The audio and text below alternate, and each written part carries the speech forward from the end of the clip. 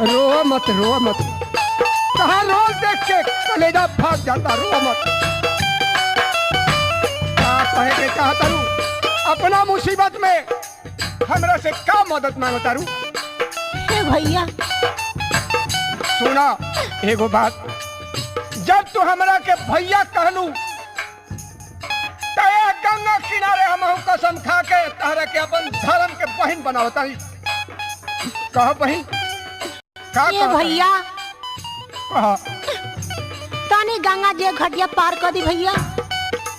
गंगा जी के घटिया पार करे के कहता। हाँ ये भैया।